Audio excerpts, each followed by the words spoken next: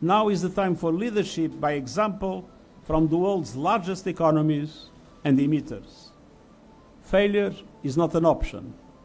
A successful outcome of COP29 is still within reach, but it will require leadership and compromise, namely from the G20 countries. And it cannot come soon enough. Countries' current policies are pushing up to a disastrous 3.1 degree temperature rise by the end of the century. To avoid the very worst of future climate catastrophe, we must limit global temperature rise to 1.5 degrees Celsius. And so emissions must be cut by 9% a year by 2030. But yet, they are still rising. And the spotlight is naturally on the G20. They account for 80% of global emissions. They must lead with national climate plans that follow the guidance they agreed to last year.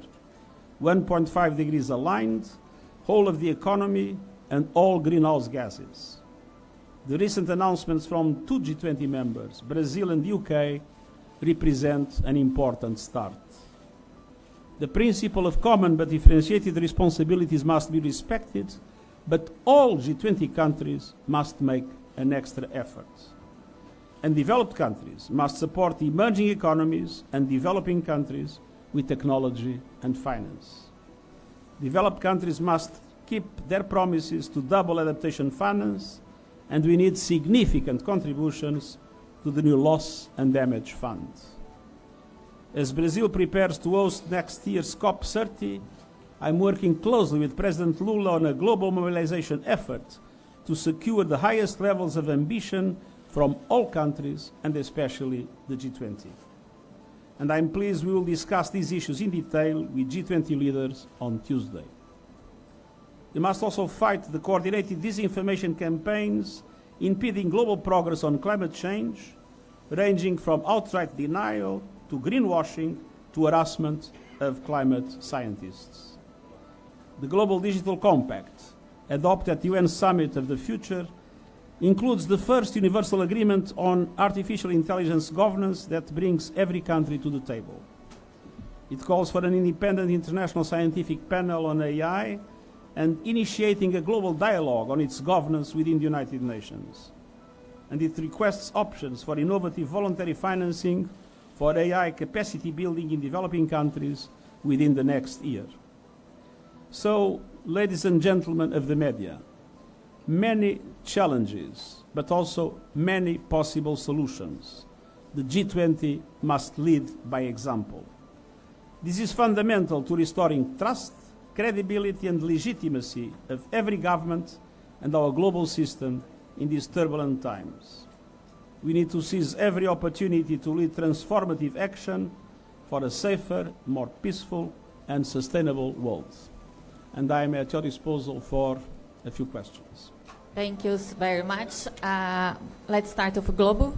Please, Diego is going to give you the microphone. Pode ser em português. Hello. Hi. Pode ser em português? But I'll do it in English, okay? Pode ser em português ou em inglês, todos entendem. Ok. Na língua que quiser. É um prazer estar aqui. Marina Araújo, da Globo. Uma das prioridades do presidente Lula nesse G20, esse G20, é discutir, né, trazer para a mesa a discussão de mais espaço e poder para o Sul Global na ONU e principalmente no Conselho de Segurança da ONU, que não tem conseguido parar a guerra, as guerras, no plural. O senhor acredita e concorda que é preciso mais espaço para o Sul Global, para países como o Brasil? Eles devem ter mais poder e espaço, inclusive de veto? O Conselho de Segurança corresponde ao mundo de 1945. Para dar um exemplo, há 3 países europeus que são membros permanentes do Conselho de Segurança, não há nenhum país africano, não há nenhum país latino-americano. E, portanto, o Conselho de Segurança não corresponde ao mundo de hoje. E tem revelado uma grande ineficácia por causa das divisões geopolíticas e tem um problema de legitimidade porque não representa a realidade dos nossos tempos. E por isso, nas discussões da Cimeira do Futuro, um dos aspectos centrais foi a necessidade da reforma do Conselho de Segurança. Um dos aspectos dessa reforma tem a ver com a adesão ao Conselho de Segurança de novos países, nomeadamente do Sul Global, permanentes ou não permanentes, e ao mesmo tempo com uma revisão dos métodos de trabalho do Conselho de Segurança para que ele possa ser mais eficaz. Nós vemos, no entanto, em larga medida paralisado pelas divisões geopolíticas e não tenho a esperança de que essas divisões desapareçam de um dia para o outro. Mas a reforma do Conselho de Segurança é um pilar essencial das reformas que consideramos indispensáveis para que o mundo seja mais justo. O mesmo é verdade para o sistema de Bretton Woods, que foi criado a seguir à Primeira Guerra Mundial e corresponde à economia desse tempo. Hoje, economias emergentes têm um papel muito mais reduzido do que aquele que corresponde à sua realidade.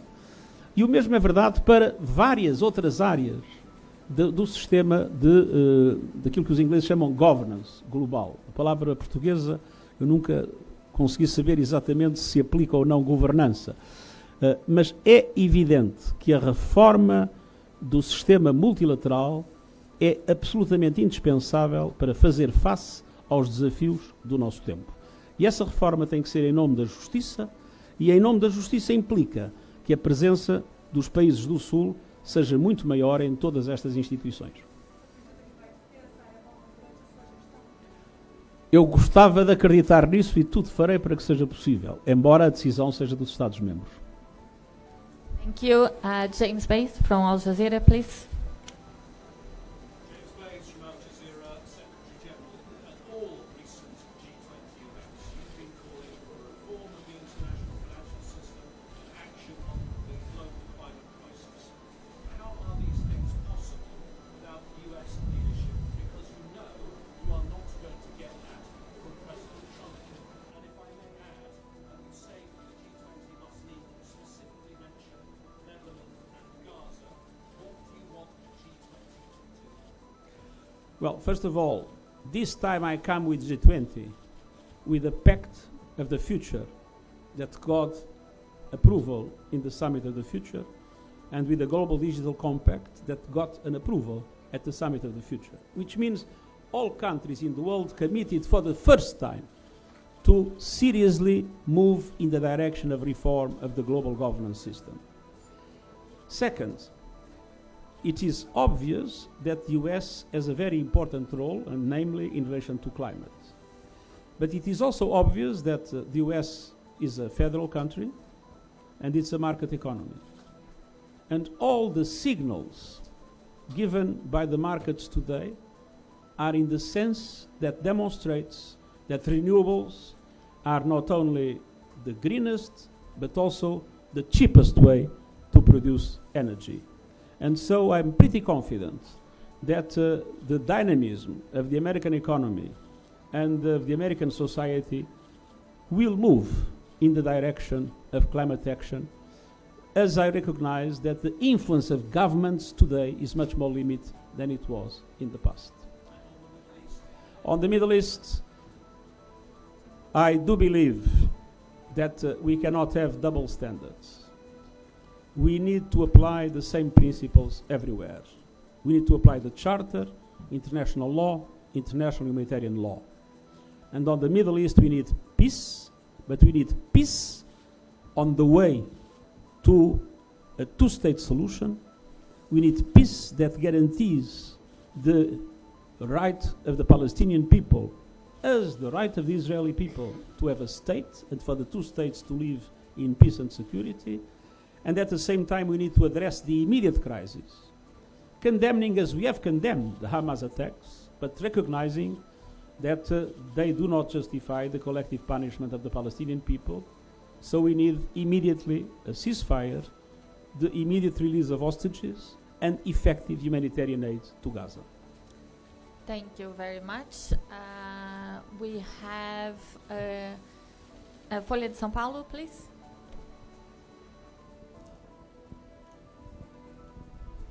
Boa tarde, secretário. Natália Garcia, da Folha de São Paulo.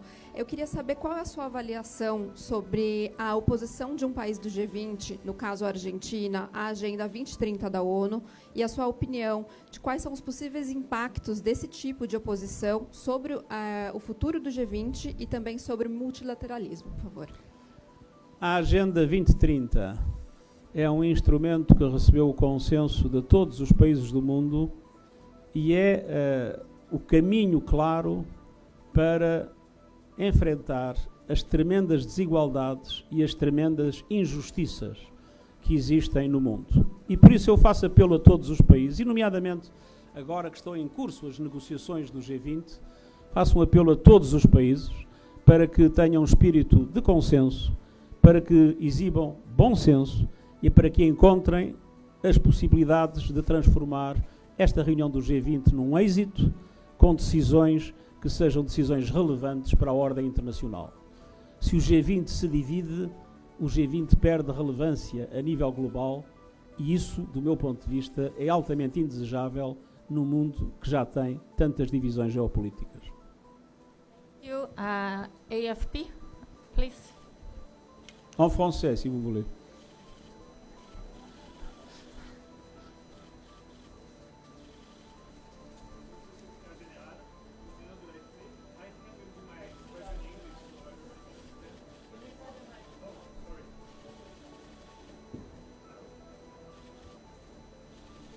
Allô? Bonjour, Monsieur le Secrétaire Général. I'll do my question in English so everybody can understand and colleagues also. So I'd like to know if you expect any advance. Can you put... thank you. Climate financing?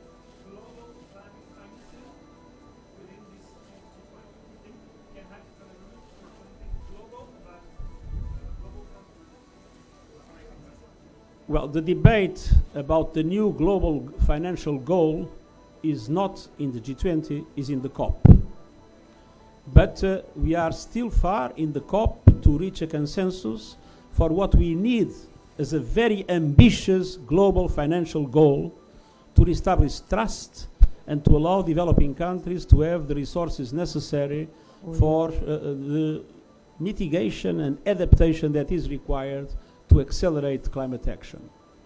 Now, it is true that the negotiation is in Baku, but it is true that 80% of the emitters are the G20 countries. So I'll make a strong appeal to the leaders here in São Paulo to give instructions to the negotiators in Baku to make sure that we reach an agreement. And an agreement is essential.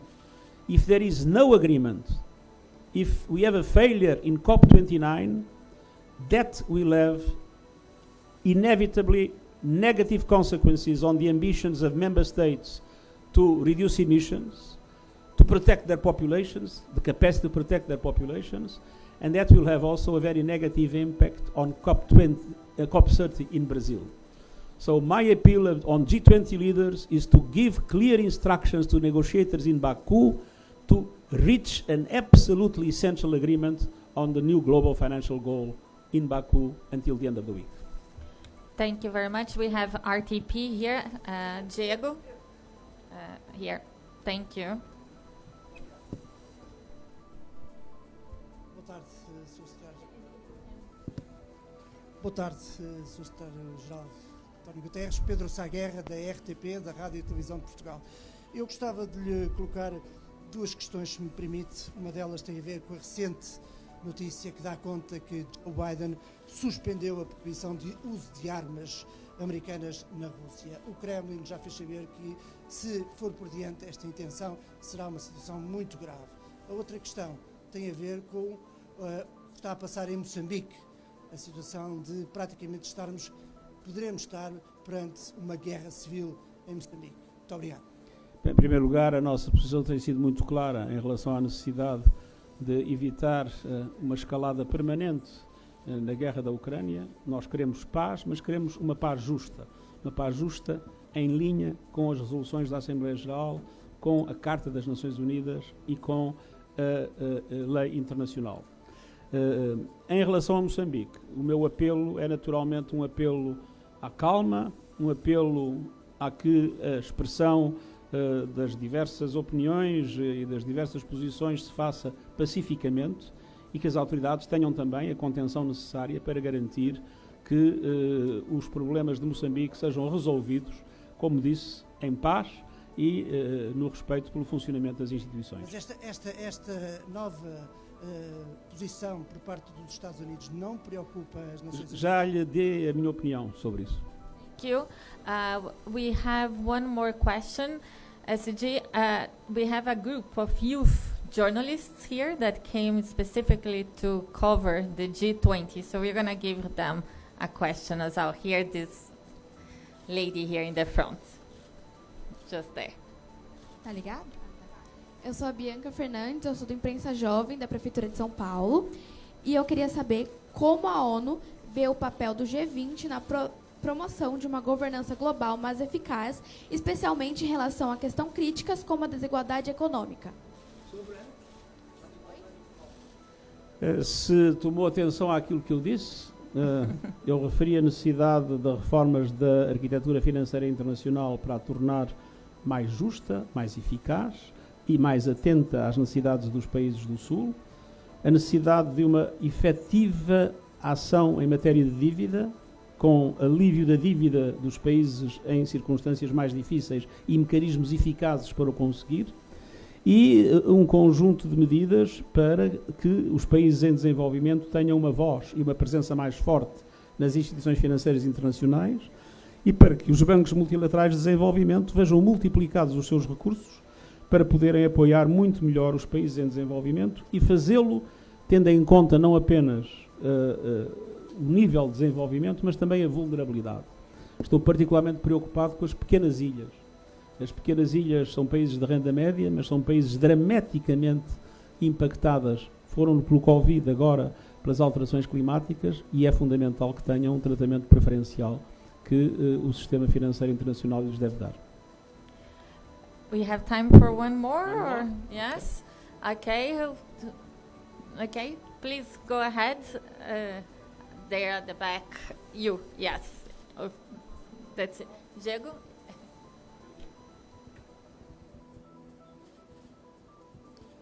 Good afternoon, James Landale from the BBC. Secretary General, can you hear? What advice do you give to the world leaders arriving here for the G20? How should they respond to the arrival of Donald Trump? What should they be doing now to prepare and get ready for that moment? You call for leadership on those other issues, but how should they organize to prepare for something that could set all of those agendas in an entirely different context because of decisions that could be coming down the line? The most important is to recognize the importance of multilateralism and to strengthen multilateral institutions. If you do that at the level of the United Nations, if you do that at the level of the international financial architecture, if you adopt a meaningful dialogue in relation to the governance of AI, and if you are able in all these areas to make a strong bet on multilateralism, that is the best possible response. Very much. We don't have any more time, but thank you so much for everyone who joined us today here. Thank you.